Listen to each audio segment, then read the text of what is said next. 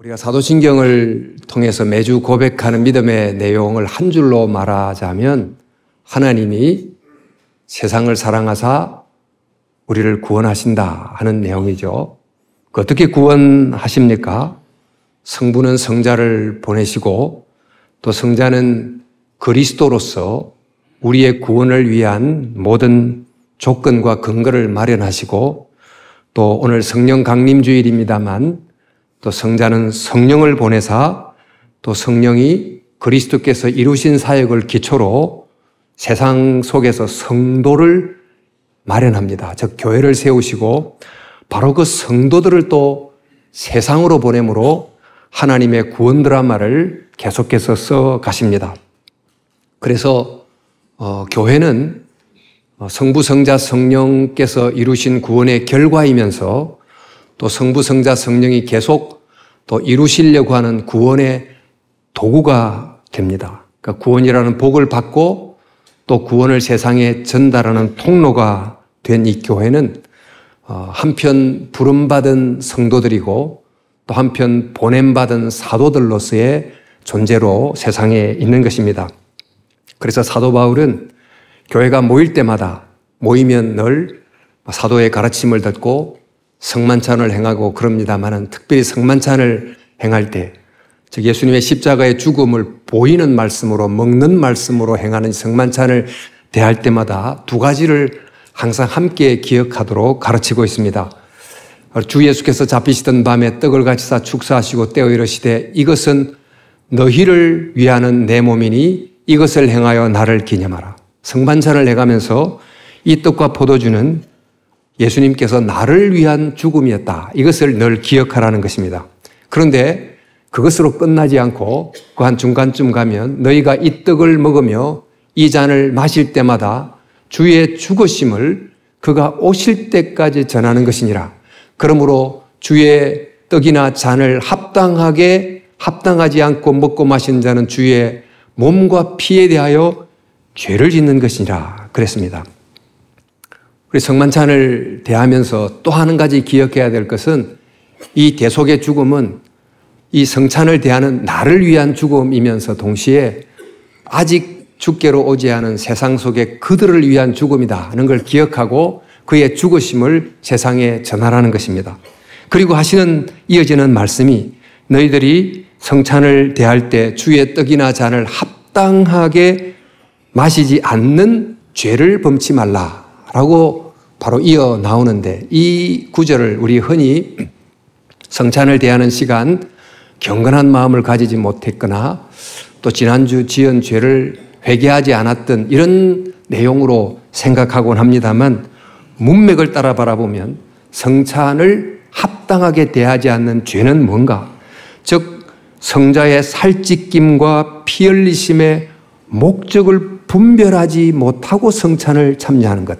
다시 말해서 주의 죽으심을 내가 먹고 마시면서 그것으로 나는 살지만 그것을 전하지 않고 성찬을 대하는 것. 이게 바로 성찬을 합당하게 대하지 않는 죄라고 가르쳐 줍니다. 이만큼 성령님은 교회를 이 세상에 세우셔서 성도를 세상으로부터 불러내신 다음에 그를 세상에 보냄으로 하나님의 구원을 이 세상 가운데 널리 전하고자 하는 간절한 마음이 있다는 것을 알려주는 것입니다. 교회는 성부, 성자, 성령께서 이루신 구원을 먼저 받은 존재고 그 받은 구원을 온 세상에게 전하라고 또 사명을 받은 존재입니다. 자, 그렇다면 우리 성도인 교회가 받은 이 구원이 어떤 것인가? 또 이 성도인 교회가 전해야 될 구원은 또 어떤 건가? 그 구원의 내용이 성경 속에 매우 다양하게 또 풍성하게 소개되어 있지만 그 내용을 세 가지로 정리하자면 죄 용서함, 몸의 부활, 영생. 이렇게 이제 사도신경은 세 가지로 정리해 주고 있습니다.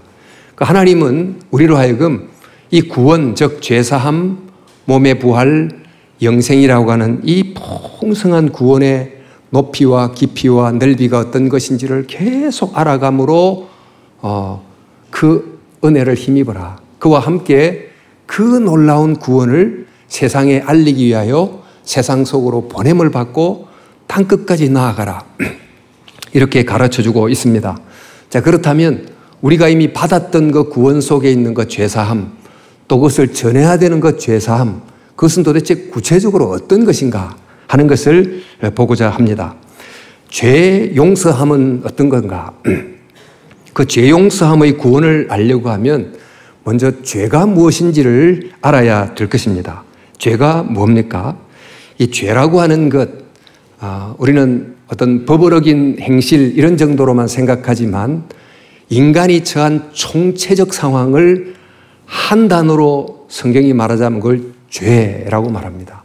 죄. 우리는 지금 자기가 자기를 구원할 수 없는 총체적 어떤 상황 속에 처해 있다는 것입니다. 그래서 우리는 죄를 법을 어긴 행위, 또 어떤 기준에 다다르지 못한 그릇된 행동 이런 정도로 생각하지만 죄는 그렇게 법을 어김으로 겉으로 드러난 행동이 전부가 아니고 죄를 제대로 알려면 바로 그렇게 법을 어기게 하고 죄를 짓게 만드는 그 어떤 죄의 원인, 즉 죄의 열매를 맺게 한 죄의 뿌리까지도 함께 알아야 죄가 무엇인지를 알게 되는 것입니다. 그래서 우리는 죄인이다 그렇게 말할 때, 또 우리가 죄 아래에 있다 그렇게 말할 때 그 의미는 아주 쉽게 두 가지로 설명하자면, 첫 번째, 우리는 우리가 지었던 죄의 결과들을 지고 있다. 즉 죄의 짐을 지고 있다. 뿐만 아니고 우리는 또 죄를 짓게 하는 원인을 우리 속에 갖고 있다. 즉 죄의 힘 아래에 있다. 우리가 죄 아래에 있다는 말을 우리는 죄의 짐 아래에 있고 죄의 힘 아래에 있다. 이렇게 이제 설명할 수 있겠습니다. 먼저 우리가 지은 죄의 결과들을 지고 살아갑니다. 즉 죄의 짐을 지고 다 살아가죠. 그럼 우리가 지었던 죄들이 어떤 것이 있을까?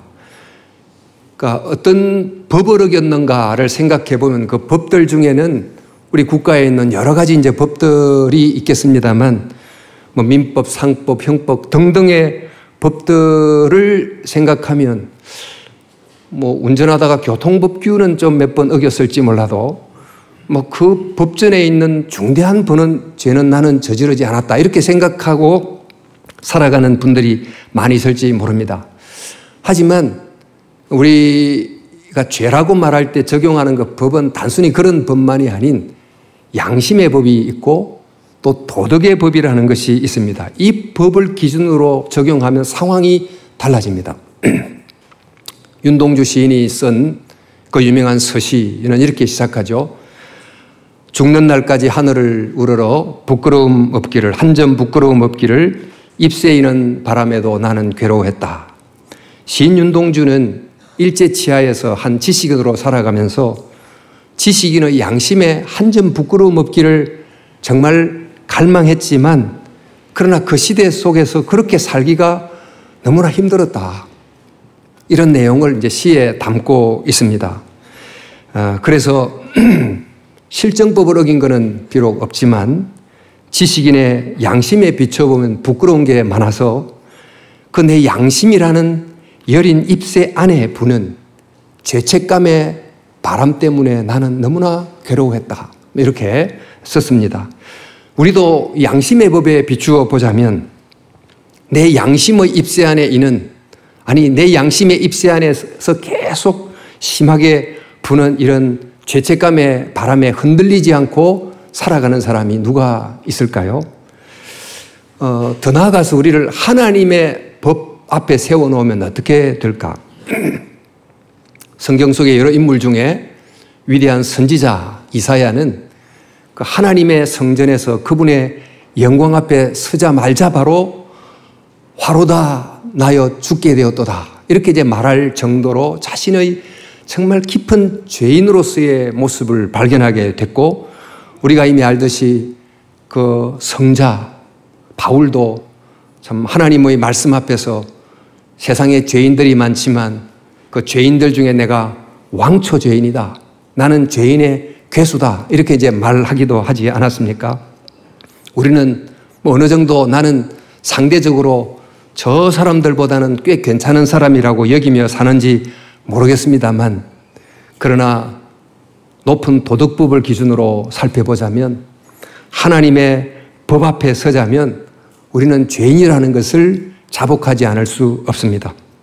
희미한 빛 앞에 서 있으면 뭐가 묻어도 보이지 않으나, 정말 하나님의 밝은 빛 앞에 서면 내 마음의 얼굴에 묻은 온갖 얼룩과 정말 먼지들을 바라볼 수 있지 않겠습니까? 그래서 하나님 앞에서 나는 죄인입니다 이렇게 고백할 수밖에 없는 거죠.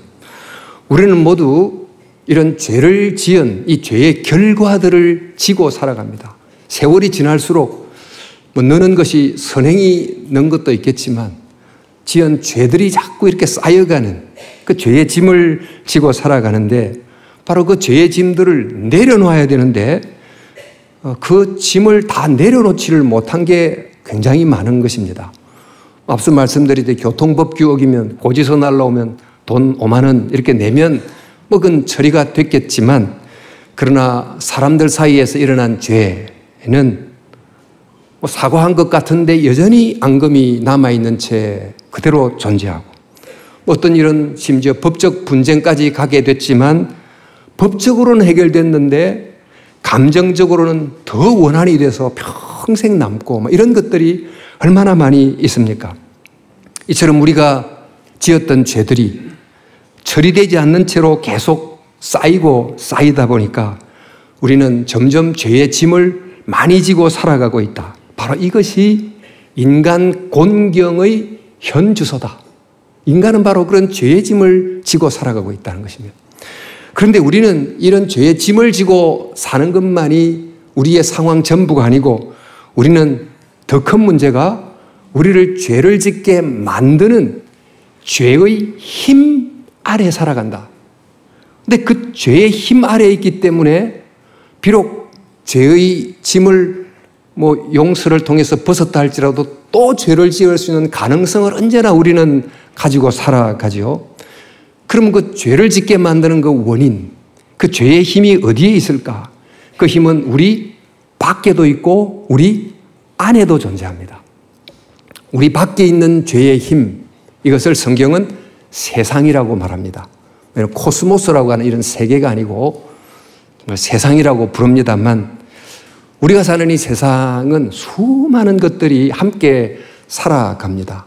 그런데 이 수많은 것들은 각각 따로따로 개별적으로 살지 않고 모든 것들은 다 어떤 형태로든지 연결되어 살아갑니다. 동물과 뭐 식물, 또 동물과 사람, 사람과 사람, 기관과 기관, 수 없는 관계에 촘촘히 연결되어 있는 이 관계의 그물망 자체가 우리의 삶의 기본 조건입니다. 어느 누구도 이 관계의 그물망을 떠나서 존재할 수 있는 사람은 아무도 없습니다. 그런데 바로 그 삶의 기본 조건인 이 관계가 비뚤어지고 뒤틀리고 왜곡되고 그렇게 됐다고 하면 그 관계 자체가 죄를 생산하는 원인이 될 수밖에 없는 것입니다. 우리가 서로 함께 관계를 맺고 살아가는 것은 서로가 서로를 살리고 살아가는 이 상생의 관계여야 함에도 불구하고, 지금 우리가 보는 이 세상의 수많은 관계들은 정말 극도의 경쟁이 서로를 죽고 죽이는 이런 비뚤어진 관계가 되다 보니까 이런 막 관계의 거물망, 이 세상은 끊임없이 죄를 만들어내는 장소가 되고 있다는 것입니다.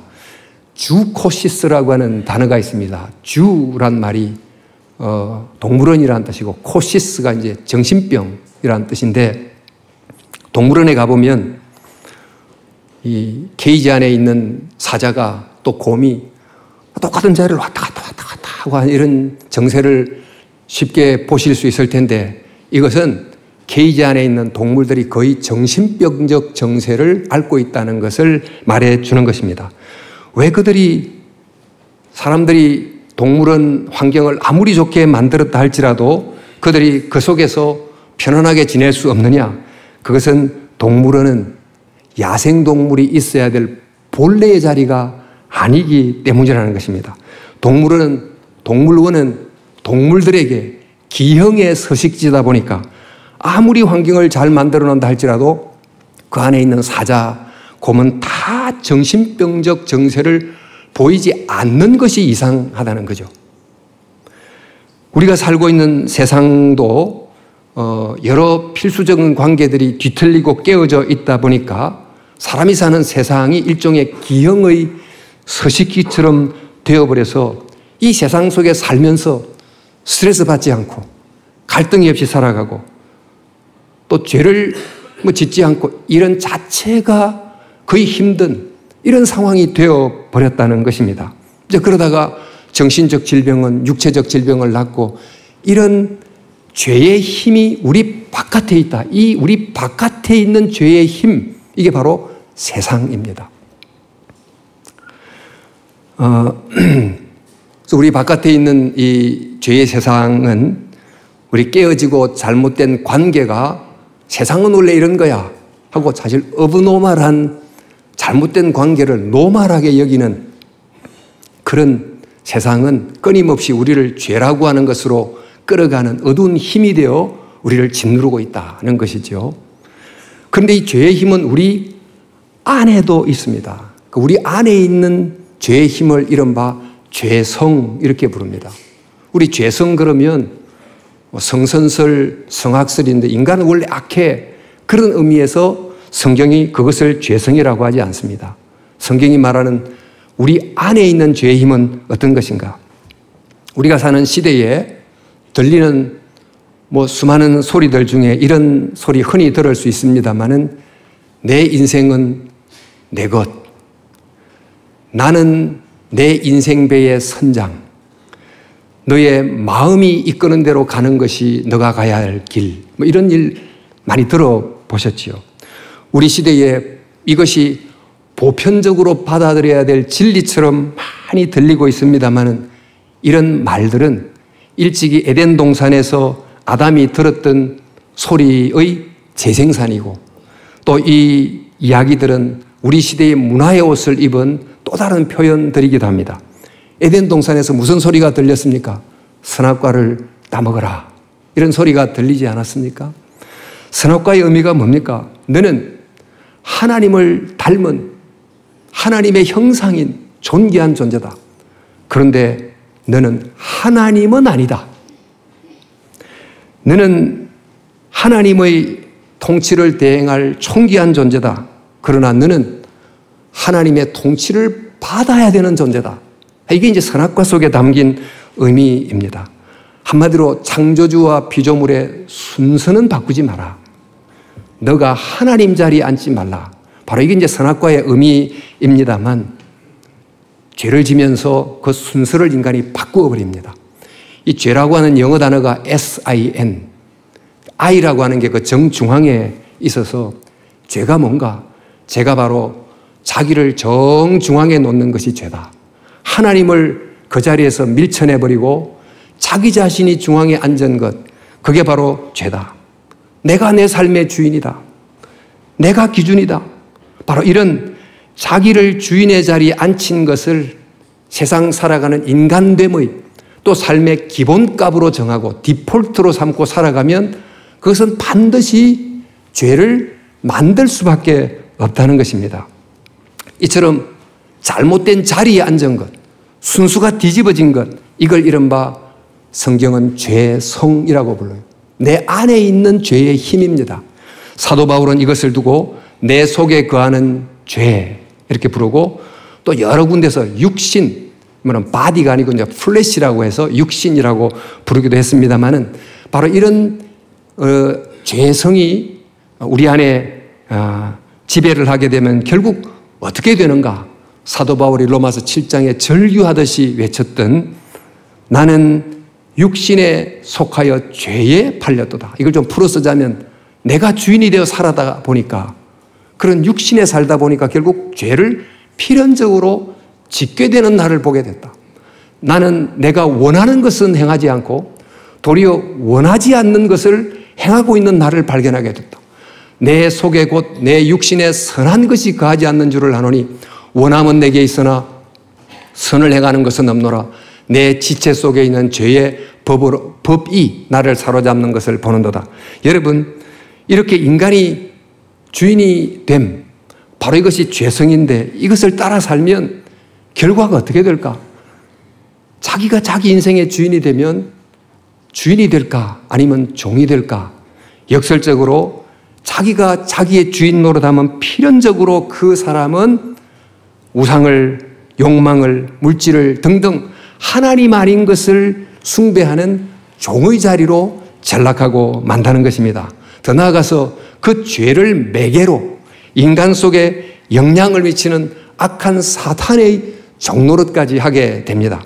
그래서 예수님께서 말씀하시기를 진실로 너에게 이르노니 죄를 범하는 자는 죄의 종이다. 모두가 종이 되어버린다는 거죠. 그래서 인간이 처한 상황을 한마디로 말하면 한 단어로만 죄인데 이 죄를 조금 설명하면 우리는 죄의 짐 아래에 있고 죄의 힘 아래에 있다. 근데 이것을 우리가 스스로 해결해 낼 수가 없다는 거예요. 자, 그러면 이런 우리의 이 죄라는 한 단어로 요약할 수 있는 인간의 그 근원적인 곤경으로부터 우리를 어떻게 누가 건져낼 수 있는 것입니까? 자, 먼저 우리가 이미 지은 죄들은 어떻게 해야 될까요?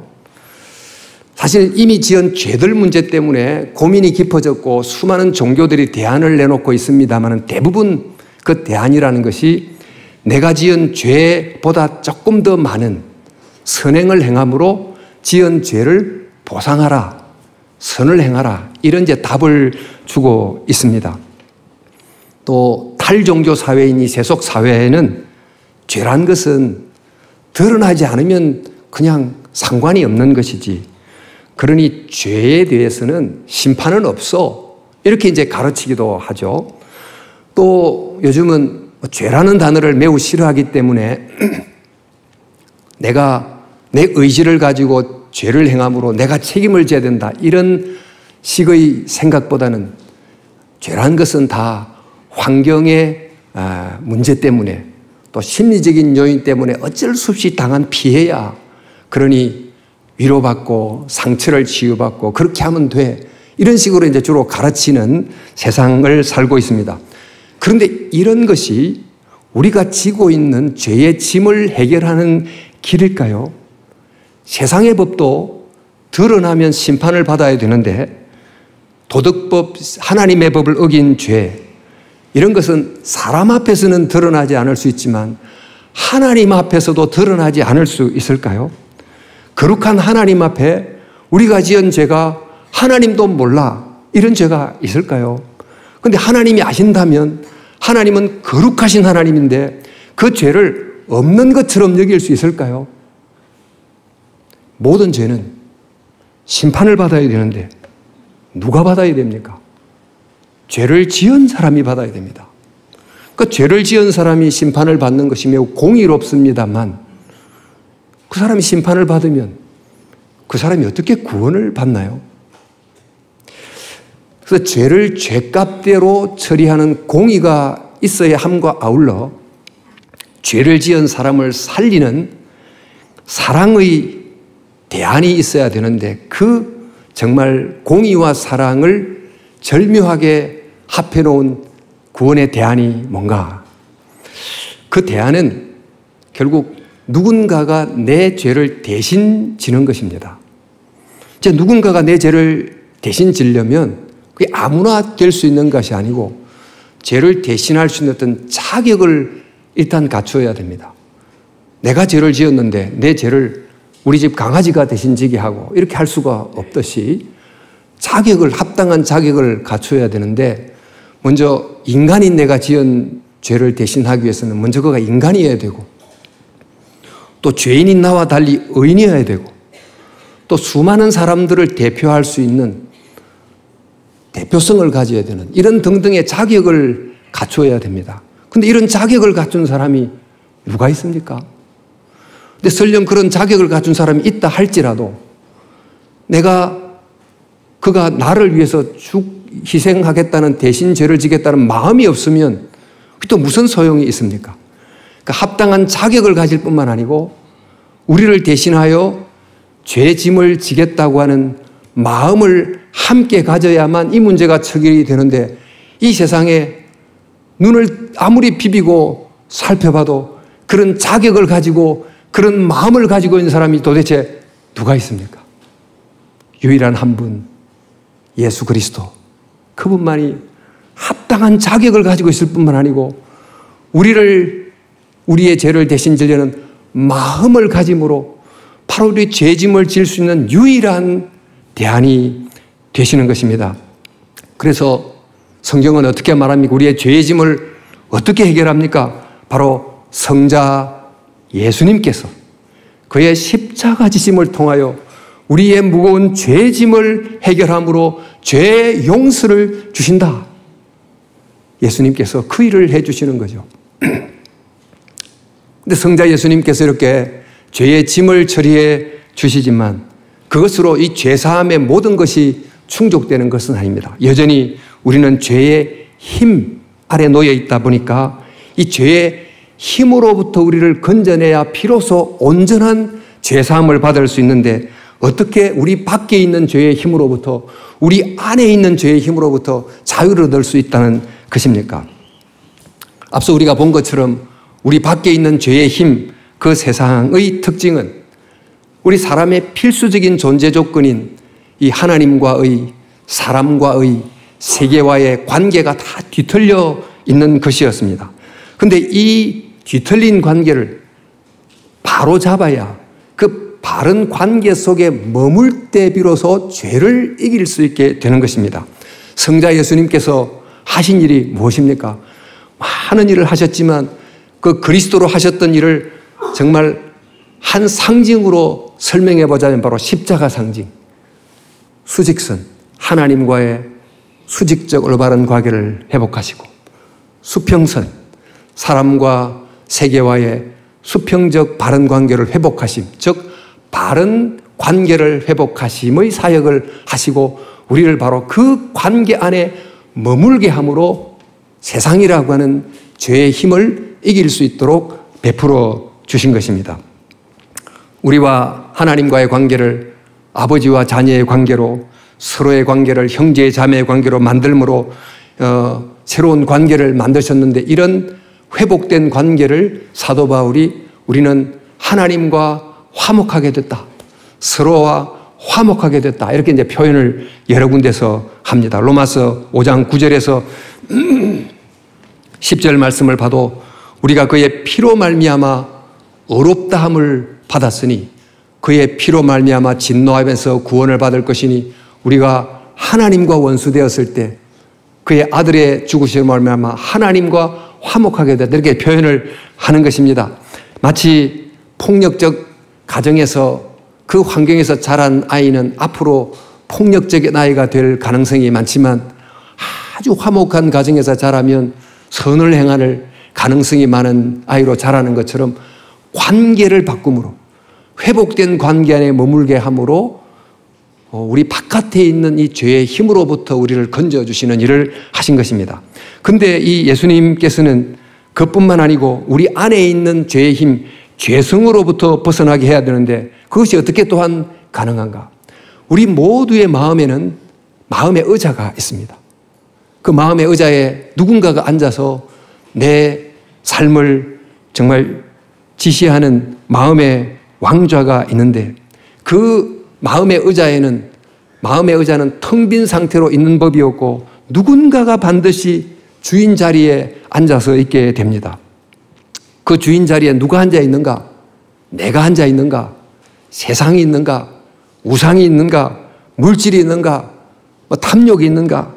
그런 것들이 주인 자리에 앉으면 반드시 그 내 안에 있는 그 가짜 주인들은 나를 계속해서 죄로 이끌어가는 어두운 힘이 된다는 것입니다. 그러므로 내 안에 있는 이 죄의 힘을 이길 수 있는 길이 뭐냐? 그것은 바로 그릇된 주인을 바꾸는 것입니다. 잘못된 주인을 교체하는 것입니다. 그런데 진정한 참 주인이 누구입니까? 십자가에서 죽으시고 부활하여 성천하여 지금 온 세계를 다스리시는 바로 그 주 예수님께서 우리의 마음의 주님이 되셔야 되는 것입니다. 따라서 우리가 바로 그 예수님을 영접하고 또 주님으로 받아들이게 되면 바로 그것이 내 마음의 왕자의 가짜 주인을 몰아내게 하는 정말 힘이 되는 것입니다. 그렇게 함으로 우리는 가짜 주인이 행사하는 그 어두움의 권세로부터 자유를 얻고 우리를 사랑하사 자기 몸을 버리신 그 사랑의 아들의 거룩한 통치 아래 들어가는 그런 죄사함을 얻게 됩니다. 따라서 골로새서 1장 13절 14절에 그가 우리를 흑암의 권세에서 건져내사 그의 사랑의 아들의 나라로 옮겼다. 그러니까 가짜 주인이 나를 어두움의 힘으로 죄로 이끌어가는 것에서부터 벗어나서 참 주인 사랑의 아들이 다스림으로 의의 열매를 맺게 하신다는 것입니다. 이렇게 우리는 지금 성자께서 어떻게 죄의 짐으로부터 또 죄의 힘으로부터 우리를 자유케 하는가 하는 것을 이제 봤습니다만은 이런 죄 사함이라고 하는 것을 좀 긍정적 표현으로 바꾸면 의로움입니다. 죄 사함을 받아 우리를 의로운 관계 안으로 들어가게 하고 또 의로운 열매를 맺게 한다는 것입니다. 자, 여러분, 성자께서 이렇게 죄의 짐을 벗게 하고 죄의 힘에서 벗어나는 길을 마련하게 해 주셨는데 바로 이 구원이 어떻게 하면 나의 구원이 되는가? 바로 그것을 성령님께서 회개를 통하여 나의 구원이 되게 하시는 것입니다. 여러분, 성령님은 우리에게 회개하게 하십니다. 뭘 회개하시는가? 우리가 지은 죄들을 회개하게 합니다. 하나님의 말씀에 빛을 비추어서 그 빛에 비친 내 안에 있는 죄들을 계속 보게 하고 또 양심에 찔리게 하고 애통하게 하고 자복하게 하고 눈물을 흘리게 하고 이렇게 함으로 죄를 자복하게 합니다. 그런데 우리가 죄를 자복하고 후회하고 애통한다고 해서 그 우리의 후회 자체가 애통 자체가 우리를 죄로부터 용서를 주는 것은 아닙니다.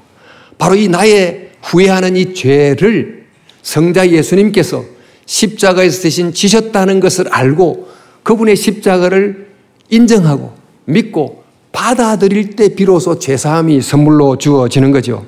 그래서 요한일서 1장 7절로 9절에 보면 그 아들 예수의 피가 우리를 모든 죄에서 깨끗하게 하실 것이요. 그래서 만일 우리가 우리의 죄를 자백하면 그리고 성자 예수님의 피를 의지하면 그는 미쁘시고 의로우사 우리의 죄를 사하시고 우리를 모든 불의에서 깨끗하게 하신다. 그래서 우리는 죄를 볼 때마다 절망하고 좌절하고 눈물을 흘리고 그런데 그 절망의 눈을 들어서 십자가에 달린 예수님을 바라보고 그의 피를 바라볼 때 그 절망이 소망으로 바뀌고 우리 입에서 정말 죄용서의 기쁨의 찬송이 터져 나오게 되는 것입니다. 그래서 우리가 많은 찬송가의 보혈 찬송이 있지만 그중에 우리가 잘 부르는 252장 찬송가 가사처럼 나의 죄를 씻기는 예수의 피밖에 없네 다시 정케하기도 예수의 피밖에 없네 그 다음 예수의 흘린 피 날 희게 하오니 귀하고 귀하다 예수의 피밖에 없네. 성령은 우리를 회개케 하여 죄 사함의 은혜를 잊게 하는데 이 성령이 우리에게 이끄시는 회개는 지은 죄를 자복하는 회개만이 아닙니다. 더 중요한 죄를 회개케 합니다. 그 회개는 가짜 주인을 모시고 있는 죄로부터의 회개. 그러니까 성령이 우리에게 가르치는 회개는 지은 죄를 자복하는 회개를 넘어서서 자기가 주인의 자리에 앉은 그 모습으로부터 돌이키는 회개, 태도를 바꾸는 회개, 이것을 하게 하시는 것입니다. 우리 일제강점기를 예를 들어보자면 그때 어떤 회개를 해야 됩니까? 내가 일본 경찰의 맡긴 일을 열심히 성실히 못해서 부지런히 하지 못한 것을 회개합니다. 이렇게 회개되겠습니까? 내가 일제 통치의 지배를 당연하게 여기고 그 통치에 협력하며 살아갔던 그 가짜 주인을 섬겼던 그 태도로부터 돌이킨다. 그걸 회개해야 되지 않습니까? 그런 점에서 성령님은 죄를 자복하게 하는 회개와 함께 주인을 바꾸는 돌이킴의 회개를 하도록 우리를 이끌어 주신다는 것입니다. 그래서 성령님은 계속 우리의 마음속에 예수님을 주로 삼고 살아가도록 이끌어 주심으로 그런 적이 이제는 내가 산 것이 아니요 내 안에 그리스도께서 사신 것이라 내가 육체 가운데 사는 것은 나를 사랑하사 나를 위하여 자기 몸을 버리신 그 하나님의 아들을 내 삶의 주인으로 모시고 살아가는 것이다. 이렇게 고백하게 되는 것입니다. 여러분, 저는 지금 하나님이 주신 구원 그 제사함의 내용을 이제 보면서 말씀을 맺으면서 두 가지를 좀 적용해 보려고 합니다. 먼저 죄사함의 은혜를 매일 받자 하는 것인데요. 사실 우리가 사는 이 시대에는 죄에 대하여 너무 피상적으로 생각하다 보니 죄를 죄로별로 여기지 않는 시대가 된 것 같습니다. 죄라는 용어가 이제는 상처, 갈등, 이런 중립적 용어로 계속 바뀌므로 하나님 앞에 죄를 지은 나의 책임을 거의 생각하지 않습니다. 내가 이 죄를 지은 이 책임에 대해서 하나님 앞에 경건한 두려움을 거의 갖지 않고 살아갑니다. 죄를 현대인은 덜 지어서 그렇습니까? 죄를 보는 빛이 갈수록 약해지고 그래서 정말 마치 죄가 없는 듯 죄 회개를 별로 하지 않고 살아가는 것입니다. 그런데 이런 방식으로 살아가게 되면 결국 어떻게 되는가? 마치 집이 있는데 하수구가 고장난 그런 집이 되면 온갖 오물들이 집에 쌓이고 쌓여서 냄새가 충만하게 되는 것처럼 십자가의 속죄라고 하는 통로를 통해서 지은 죄를 계속 씻어내리지 않으면 우리의 마음의 집이 어떻게 되겠습니까? 수많은 분노와 미움과 상처와 괴로움들이 가득 찬 그런 마음이 되고 말 것입니다. 어쩌면 우리는 요즘 나는 최근 좀 힘든 것 같아. 마음이 답답한 것 같아. 그렇게 이제 하는데 그 원인이 뭘까? 어쩌면 그 원인은 처리되지 않는 죄들을 내 마음에 그대로 두고 있기 때문이 아닐까요?